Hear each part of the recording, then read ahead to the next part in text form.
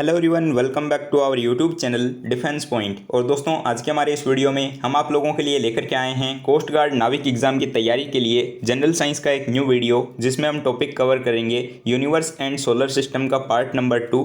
क्योंकि दोस्तों, इससे पहले जो है हमने आपको पार्ट 1 प्रोवाइड करवा दिया है। तो अगर आप लोगों ने अभी तक उस वीडियो को नहीं देखा है तो उसकी भी लिंक आपको इसी वीडियो के नीचे डिस्क्रिप्शन बॉक्स में दी गई है, आप लोग उसको चेकआउट कर सकते हैं। और अगर आप लोग चैनल के ऊपर पहली बार विजिट कर रहे हैं तो उसको सब्सक्राइब कर लें और बेल आइकन को प्रेस कर लें, ताकि आप लोगों को हमारे द्वारा दिए जाने वाले सभी लेटेस्ट अपडेट्स मिलते रहें। तो चलिए शुरू करते हैं आज का ये वीडियो बिना किसी देरी के। तो देखिए, फर्स्ट क्वेश्चन जो कि दिया हुआ है कि मीथेन जिसके वायुमंडल में उपस्थित है वो है। ऑप्शंस दिए गए हैं चंद्रमा, सूर्य, बृहस्पति या फिर मंगल। ठीक है, तो दोस्तों यहाँ पर जो है आपका करेक्ट आंसर हो जाएगा ऑप्शन नंबर सी, बृहस्पति, यानी कि जुपिटर। देखिए, बृहस्पति जो है वो हमारे सौरमंडल का सबसे बड़ा ग्रह है और इसको जो है लघु सौर तंत्र भी कहा जाता है। और दोस्तों, बृहस्पति यानी कि जुपिटर के वायुमंडल में जो है मीथेन, हाइड्रोजन, हीलियम और अमोनिया जैसी गैसें पाई जाती है। ठीक है, तो करेक्ट आंसर हो जाता है यहाँ पर ऑप्शन सी। इसके अलावा दोस्तों, मंगल ग्रह पर भी जो है कुछ मात्रा में मीथेन गैस पाई जाती है। अब देखिए प्रश्न संख्या 2, और यहाँ पर क्वेश्चन दिया हुआ है कि निम्नलिखित में से कौन सा विकल्प जो है वो हमारे सौरमंडल के ग्रहों को उनके घनत्व के सही आरोही क्रम में दर्शाता है। तो यहाँ पर जो है आपको ग्रहों का जो घनत्व के अकॉर्डिंग सही आरोही क्रम है वो बताना है बढ़ते हुए क्रम में। ठीक है, तो ऑप्शंस के अकॉर्डिंग अगर हम देखें तो यहाँ पर जो है आपका घनत्व के अकॉर्डिंग जो सही आरोही क्रम होगा वो हो जाएगा ऑप्शन नंबर डी। ठीक है, क्योंकि दोस्तों अगर हम देखें कि डेंसिटी यानी कि घनत्व के अनुसार जो है ग्रहों का बढ़ते हुए आरोही क्रम में क्या होगा, तो सबसे पहले शनि, उसके बाद अरुण, फिर बृहस्पति, फिर वरुण, फिर मंगल, फिर शुक्र और बाद में जो है बुध और पृथ्वी। ठीक है, तो सबसे पहले शनि आता है और उसके सबसे लास्ट में जो है पृथ्वी आती है। ठीक है, तो यहाँ पर जो है आपका करेक्ट आंसर हो जाएगा इसके अकॉर्डिंग ऑप्शन डी। अब देखिए प्रश्न संख्या 3, और यहाँ पर क्वेश्चन है आपके पास कि प्रकाश को जो है सूर्य से पृथ्वी तक आने में सन्निकटन यानी कि अप्रोक्सीमेटली जो है कितना टाइम लगता है। तो दोस्तों, ये क्वेश्चन ऑलरेडी मैंने आपको पहले भी करवा रखा है, लेकिन क्योंकि अभी जो है हम चैप्टर वाइज टॉपिक्स को जो है कवर कर रहे हैं तो इस क्वेश्चन को जो है हम यहाँ पर फिर से देखेंगे। तो यहाँ पर जो आपको ऑप्शंस दिए हुए हैं तो उसमें से अगर देखें तो यहाँ पर जो है आपका राइट आंसर हो जाएगा दोस्तों ऑप्शन नंबर डी। ठीक है, वैसे हम लोग जानते हैं कि सूर्य का प्रकाश जो है वो पृथ्वी तक पहुँचने में लगभग 8 मिनट और 20 सेकंड का समय लेता है। ठीक है, लेकिन इन ऑप्शंस के अकॉर्डिंग हमारा जो करेक्ट आंसर है वो 8 मिनट में सिर्फ एक ही दिया हुआ है, ऑप्शन नंबर डी। तो यहाँ पर राइट आंसर होगा ऑप्शन डी। ठीक है, अब देखिए प्रश्न संख्या 4, और यहाँ पर क्वेश्चन है आपके पास में कि पृथ्वी से बढ़ती हुई दूरी के अनुसार ग्रहों का जो निम्नलिखित में से कौन सा क्रम सही है। ठीक है, तो यहाँ पर जो है आपको पृथ्वी से बढ़ती हुई दूरी के अनुसार जो है ग्रहों का क्रम बताना है कि कौन सा जो है यहाँ पर सही होगा। ठीक है, तो पृथ्वी से बढ़ती हुई दूरी के अनुसार अगर हम बात करें तो सबसे पहले शुक्र आएगा, उसके बाद में मंगल, फिर बुध, फिर बृहस्पति, फिर शनि और उसके बाद अरुण और वरुण। ठीक है, जो कि आपको ऑप्शन बी के अंदर देखने को मिल रहा है। तो यहाँ पर करेक्ट आंसर हो जाएगा आपका ऑप्शन बी। ठीक है, और दोस्तों यहाँ पर जो है अगर हम बात करें आपके सूर्य से बढ़ती हुई दूरी के अनुसार ग्रहों के क्रम को लेकर, तो उसमें सबसे पहले जो है आपके बुध आएगा, उसके बाद शुक्र और तीसरे नंबर पे जो है पृथ्वी होगी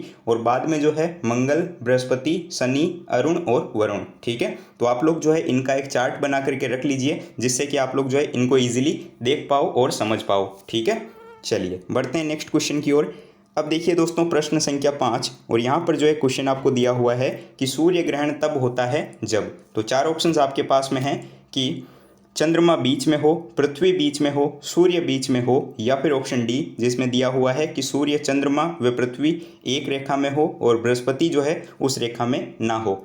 तो देखिए दोस्तों, सूर्य ग्रहण की स्थिति जो है वो तब आती है जब पृथ्वी और सूर्य जो है उनके बीच में चंद्रमा आ जाता है। ठीक है, और उस कारण से जो है चंद्रमा की छाया पृथ्वी पर पड़ने लगती है और दोस्तों उस समय में जो है सूर्य ग्रहण की स्थिति होती है। और दोस्तों ये स्थिति जो है ना वो सदैव ही अमावस्या के दिन होती है। ठीक है, और करेक्ट आंसर हो जाएगा यहाँ पर इन ऑप्शंस के अकॉर्डिंग देखेंगे आप तो राइट आंसर होगा ऑप्शन ए। ठीक है, चलिए अब बात कर लेते हैं चंद्र ग्रहण कब होता है। तो चंद्र ग्रहण को लेकर हम बात करें तो 4 ऑप्शन से आपको दिए हुए हैं कि पृथ्वी और सूर्य के बीच में चंद्रमा जब आ जाता है, ऑप्शन बी सूर्य और चंद्रमा के बीच पृथ्वी आ जाती हो, ऑप्शन सी कि पृथ्वी और चंद्रमा के बीच सूर्य आ जाता हो, या ऑप्शन डी कि सूर्य और चंद्रमा एक ही स्थान पर होते हैं। तो दोस्तों यहाँ पर जो है करेक्ट आंसर होगा ऑप्शन बी। देखिए, जब सूर्य और चंद्रमा के बीच पृथ्वी आती है तो सूर्य की पूरी रोशनी जो है वो चंद्रमा पर नहीं पड़ती है, ठीक है, और इसी को जो है चंद्र ग्रहण कहा जाता है। और चंद्र ग्रहण जो है वो हमेशा ही पूर्णिमा की रात को होता है। तो करेक्ट आंसर होगा ऑप्शन बी। अब देखिएगा क्वेश्चन नंबर 7, और यहाँ पर क्वेश्चन आपको दिया हुआ है कि दिन रात जिस कारण से होते हैं वो क्या है, ठीक है। ऑप्शंस दिए गए हैं भूपरिभ्रमण, भूपरिक्रमण, ऑप्शन सी जिसमें दिया हुआ है पृथ्वी के अक्ष का झुकाव, या फिर ऑप्शन डी 91 डिग्री पश्चिम यानी कि 91 डिग्री पश्चिम, ठीक है। तो इन ऑप्शंस के अकॉर्डिंग यहाँ पर जो है आपका करेक्ट आंसर होगा ऑप्शन ए भूपरिभ्रमण, ठीक है। पृथ्वी के अपने अक्ष पर घूमते रहने से जो है पृथ्वी के स्थान जो है सूर्य के सामने आते और हटते रहते हैं, ठीक है, जिससे कि दिन और रात का क्रम बना रहता है, ठीक है। तो करेक्ट आंसर हो जाएगा option A, revolution of earth के कारण जो है आपके दिन और रात होते हैं, ठीक है, क्योंकि पृथ्वी जो है अपने अक्ष पर घूमती है, जिससे कि कुछ पार्ट जो है पृथ्वी का वो सूर्य के सामने आता रहता है और कुछ पार्ट जो है उससे दूर हटते रहता है, ठीक है। तो वहाँ से जो है दिन और रात की घटना होती है। तो दोस्तों इन क्वेश्चंस को कवर करने के बाद में जो है आप लोगों को अलग से कोई भी क्वेश्चंस कवर नहीं करने हैं, आपका ये जो टॉपिक है वो कवर हो जाएगा। इसके अलावा जो इनकी प्रैक्टिस है क्वेश्चंस की वो आपको जो है मैं टेलीग्राम ग्रुप के अंदर करवा दूंगा, क्योंकि वहाँ पर जो है ऑलरेडी हमारे क्विज चल रहे हैं। तो अगर आप लोगों ने टेलीग्राम को अभी तक ज्वाइन नहीं किया है तो उसकी भी लिंक आपको वीडियो के नीचे डिस्क्रिप्शन बॉक्स में दी गई है, आप लोग ज्वाइन कर सकते हैं, ठीक है। अब देखिए दोस्तों प्रश्न संख्या 8, और यहाँ पर क्वेश्चन आपको दिया हुआ है कि सर्वाधिक उपग्रह वाला ग्रह कौन सा है। तो ऑप्शंस दिए हुए हैं मंगल, बृहस्पति, शुक्र या फिर शनि, ठीक है।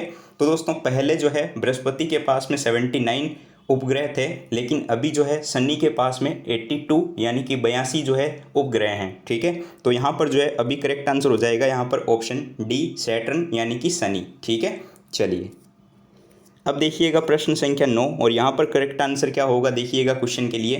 तो सबसे पहले क्वेश्चन देखते हैं। तो प्रश्न दिया हुआ है कि हमारे सौरमंडल का सबसे चमकदार ग्रह कौन सा है, ठीक है।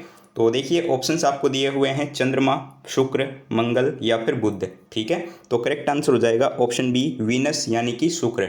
देखिए सौरमंडल में सबसे चमकदार ग्रह जो है वो शुक्र ग्रह है, और शुक्र ग्रह को ही जो है सांझ का तारा या फिर जो है भोर का तारा कहा जाता है, ठीक है। तो शुक्र को ही सांझ का तारा और भोर का तारा दोनों ही कहा जाता है, इसमें आप लोग जो है कंफ्यूज मत होइएगा। इसके अलावा दोस्तों आकार द्रव्यमान से जो है शुक्र ग्रह पृथ्वी से काफ़ी ज़्यादा समानता रखता है, इसलिए जो है शुक्र ग्रह को पृथ्वी की जुड़वां बहन के नाम से भी जाना जाता है, ठीक है। और इसके अलावा ये भी पॉइंट आपको ध्यान में रखना है कि शुक्र ग्रह का जो है कोई भी उपग्रह नहीं होता है, जैसे कि बुध का कोई भी उपग्रह नहीं है। तो सौरमंडल में 2 ऐसे ग्रह हैं जिनका कोई भी उपग्रह नहीं है, तो उनके नाम है शुक्र और बुध, ठीक है। तो ये क्वेश्चंस भी याद रखेंगे आप लोग, काफ़ी इंपॉर्टेंट क्वेश्चंस हो जाते हैं।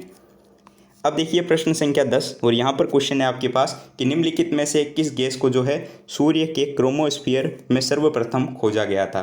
तो सूर्य की जो क्रोमोस्फीयर है उसमें जो है सबसे पहले कौन सी गैस को खोजा गया था ये पूछा जा रहा है। ऑप्शन है आपके पास जिनोन, हीलियम, नियोन या फिर क्रिप्टॉन, ठीक है। तो इसमें जो है आपका यहाँ पर करेक्ट आंसर होगा ऑप्शन नंबर बी हीलियम। देखिए हीलियम की खोज जो है वो एक ग्रहण के दौरान जो है क्रोमोस्फीयर में देखी गई थी, ठीक है। तो हीलियम जो है एक रासायनिक तत्व है, आप लोगों को पता ही है, जो कि गैसीय अवस्था में रहता है, और इसके अलावा जो है ये एक निष्क्रिय और नोबल गैस भी है, ठीक है, जो कि आपके रंगहीन, गंधहीन और स्वादहीन होती है। और मैं आपको ये भी बता दूं कि ये जो है आपके मतलब जो परमाणु क्रमांक जो है ना इसका वो आपके 2 है, ठीक है। तो यहाँ पर आपका राइट आंसर हो जाएगा ऑप्शन बी। अब देखिएगा प्रश्न संख्या 11, और यहाँ पर क्वेश्चन दिया हुआ है कि दिन और रात कमोवेश समान होते हैं कब, ठीक है, और कहाँ पर। देखिए ऑप्शंस हैं पोल पर यानी कि ध्रुवों पर, भूमध्य रेखा पर, प्रधान यामोत्तर पर या फिर जो है अंटार्कटिक पर, ठीक है। तो दोस्तों यहाँ पर जो है आपका करेक्ट आंसर होगा ऑप्शन नंबर बी इक्वेटर, यानी कि दिन और रात जो है वो समान कहाँ पर होते हैं, भूमध्य रेखा पर। तो दोस्तों दिन और रात जो है वो भूमध्य रेखा पर समान होते हैं, और 21 मार्च और 23 सितंबर, ठीक है, 21 मार्च और 23 सितंबर को जो है सूर्य भूमध्य रेखा के लंबवत चमकता है, और संपूर्ण विश्व में जो है दिन और रात बराबर होते हैं। तो ये क्वेश्चन भी पूछा जाता है कि कब जो है दिन और रात बराबर होते हैं संपूर्ण विश्व में। तो याद रखेंगे 21 मार्च और 23 सितंबर को जो है भूमध्य रेखा के जो है सूर्य लंबवत चमकता है और इसी कारण से जो है पूरे विश्व में दिन और रात बराबर होते हैं। ठीक है, तो यहाँ पर दोस्तों क्वेश्चन से भी ज़्यादा इंपॉर्टेंट हो जाते हैं वो पॉइंट्स जो मैं आपको यहाँ पर बता रहा हूँ, तो आप लोगों को जो है इनको विशेष तौर पे नोट्स करना है। ठीक है, अब देखिएगा प्रश्न संख्या 12 और यहाँ पर क्वेश्चन है आपके पास कि निम्नलिखित में से कौन सा एक बोना ग्रह है। ठीक है, यानी कि इनमें से जो है किसे ड्वार्फ प्लेनेट कहा जाता है। तो ऑप्शंस दिए हुए हैं पृथ्वी, बुध, शुक्र या फिर प्लूटो। ठीक है, तो यहाँ पर जो है आपका करेक्ट आंसर होगा ऑप्शन नंबर डी, प्लूटो। देखिए प्लूटो जो कि एक बोना ग्रह है। ठीक है, और पहले जो है प्लूटो को एक ग्रह माना जाता था, लेकिन बाद में जो है अंतर्राष्ट्रीय खगोलीय संगठन ने जो है अपनी बैठक में ये तय किया गया था कि प्लूटो को जो है ग्रहों की श्रेणी से बाहर कर दिया जाएगा। तो यहाँ पर जो है प्लूटो को ग्रह की श्रेणी से बाहर निकाल दिया गया। ठीक है, तो यहाँ पर करेक्ट आंसर हो जाएगा कि बोना ग्रह के रूप में जाना जाता है प्लूटो को। अब देखिए प्रश्न संख्या 13 और यहाँ पर क्वेश्चन है आपके पास कि पृथ्वी की परिक्रमण धुरी, ठीक है, यानी कि जो ध्रुवीय धुरी है वो सदा झुकी हुई होती है, कितने डिग्री पर, ये आपको बताना है। ठीक है, तो दोस्तों 4 ऑप्शंस आपके पास में यहाँ पर है और जो आपका करेक्ट आंसर होगा वो हो जाएगा ऑप्शन नंबर डी। ठीक है, यानी कि दीर्घवृत्तीय धुरी से 23 डिग्री 5 मिनट पर। ठीक है, तो पृथ्वी अपने अक्ष पर जो है 23 डिग्री और 5 मिनट पर झुकी हुई है और इस झुके हुए अक्ष के सहारे ही जो है पृथ्वी अपनी धुरी पर जो है लगभग 1000 मील प्रति घंटे की गति से चक्कर लगाती है। ठीक है, और अपने अक्ष पर जो है एक चक्कर पूरा करने में पृथ्वी को जो है लगभग 24 घंटे का समय लगता है। ठीक है, तो आई होप कि आपको ये बात समझ में आई होगी। अब देखिए प्रश्न संख्या 14 और यहाँ पर क्वेश्चन आपको दिया हुआ है कि बिग बैंग सिद्धांत निम्नलिखित में से किसके उद्भव की व्याख्या करता है, यानी कि जो बिग बैंग सिद्धांत है ये किसके ओरिजिन को बताता है। ठीक है, ऑप्शंस दिए हुए हैं स्तनधारी जीव, हिमयुग, ब्रह्मांड या फिर महासागर। तो दोस्तों यहाँ पर जो है आपका करेक्ट आंसर होगा ऑप्शन सी, ब्रह्मांड। देखिए बिग बैंग थ्योरी जो है ये ब्रह्मांड, आकाशगंगा और सौरमंडल की उत्पत्ति से संबंधित है। ठीक है, और इन्हीं के उद्भव को यानी कि इन्हीं के जो है ओरिजिन को ये दर्शाती है। और इस सिद्धांत का जो प्रतिपादन है वो जॉर्ज लेमेंतेयर के द्वारा किया गया था, जो कि एक खगोल शास्त्री थे। ठीक है, तो यहाँ पर जो है आपका सही जवाब होगा ऑप्शन सी। चलिए बढ़ते हैं नेक्स्ट क्वेश्चन की ओर। अब देखिए दोस्तों प्रश्न संख्या 15 और यहाँ पर क्वेश्चन है आपके पास कि ब्रह्मांड के अध्ययन को जो है इनमें से क्या कहकर जाना जाता है या फिर जो है किस नाम से जाना जाता है। ऑप्शंस दिए हुए हैं कॉस्मोलॉजी, एस्ट्रोलॉजी, सिस्मोलॉजी या फिर लिम्नोलॉजी। ठीक है, तो दोस्तों जो ब्रह्मांड का अध्ययन है जिसके अंदर हम लोग जो है आकाशगंगा, सौरमंडल, ग्रह इनका जो है अध्ययन करते हैं, तो इसको जो है हम यहाँ पर कॉस्मोलॉजी बोलते हैं। ठीक है, तो करेक्ट आंसर हो जाएगा यहाँ पर आपका ऑप्शन ए, कॉस्मोलॉजी, जो कि ब्रह्मांड के अध्ययन को कहा जाता है। अब देखिए दोस्तों प्रश्न संख्या 16 और यहाँ पर जो है क्वेश्चन आपको दिया हुआ है कि बुध, शुक्र, पृथ्वी और मंगल ग्रहों को जो है क्या कहा जाता है। ठीक है, ऑप्शंस दिए हुए हैं छोटे ग्रह, आंतरिक ग्रह, बाहरी ग्रह या फिर जो है बड़े ग्रह।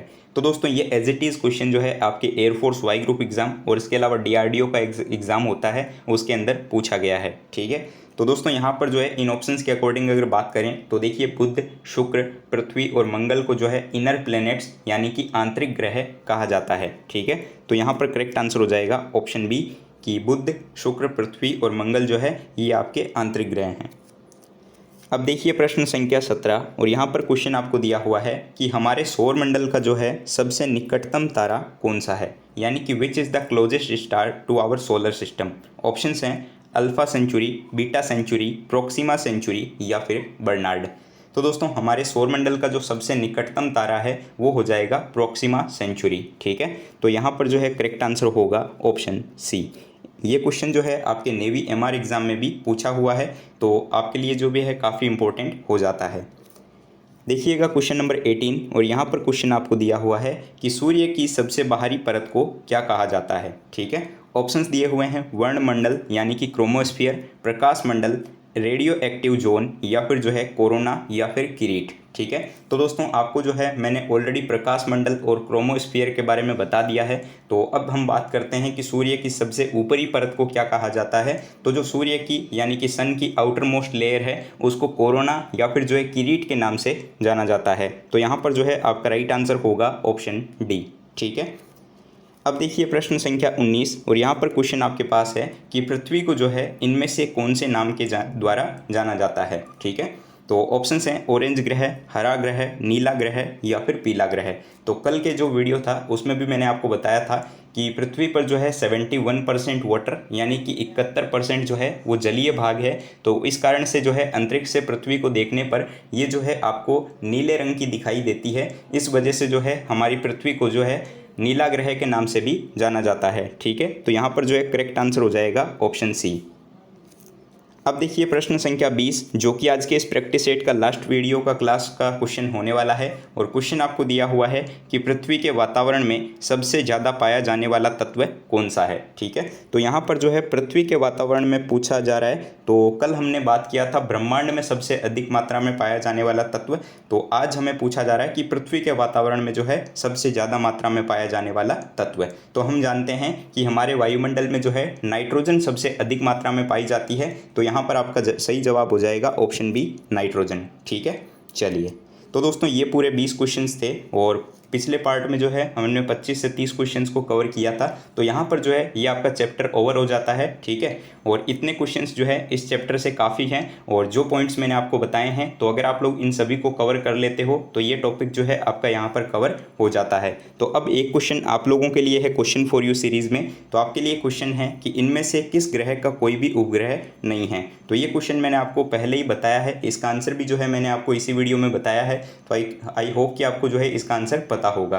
तो ऑप्शंस आपके लिए दिए गए हैं यूरेनस, शुक्र, बृहस्पति या फिर नेपच्यून। तो इसका सही जवाब क्या होगा ये आप लोग नीचे कमेंट बॉक्स में कमेंट करके बताइएगा। और दोस्तों अगर आप लोगों को वीडियो पसंद आया हो तो वीडियो को लाइक कीजिएगा, चैनल पर नए हो तो सब्सक्राइब कीजिएगा और अपने दोस्तों के साथ शेयर करना बिल्कुल भी मत भूलिएगा। दोस्तों ये क्वेश्चन जो है आपके एसएससी का जो सीपीओ एग्जाम होता है उसके अंदर भी पूछा गया है। ठीक है, और दोस्तों इन क्वेश्चंस की जो पीडीएफ है वो आपको टेलीग्राम ग्रुप में देखने को मिल जाएगी। तो अगर आप लोगों ने अभी तक टेलीग्राम ग्रुप को ज्वाइन नहीं किया है तो उसकी भी लिंक आपको इसी वीडियो के नीचे डिस्क्रिप्शन बॉक्स में दी गई है। और टेलीग्राम पर जो है हमारे रोज़ सुबह 11:30 बजे जो है क्विज होता है। तो अगर आप लोगों ने टेलीग्राम ज्वाइन नहीं किया है तो उसको डेफिनेटली ज्वाइन कर लीजिएगा जिससे कि आप लोग जो है क्विज को भी अटेंड कर पाओ। ठीक है, तो मिलते हैं हमारे एक नए वीडियो के साथ में। तब तक के लिए जय Hind and thank you so much for watching this video.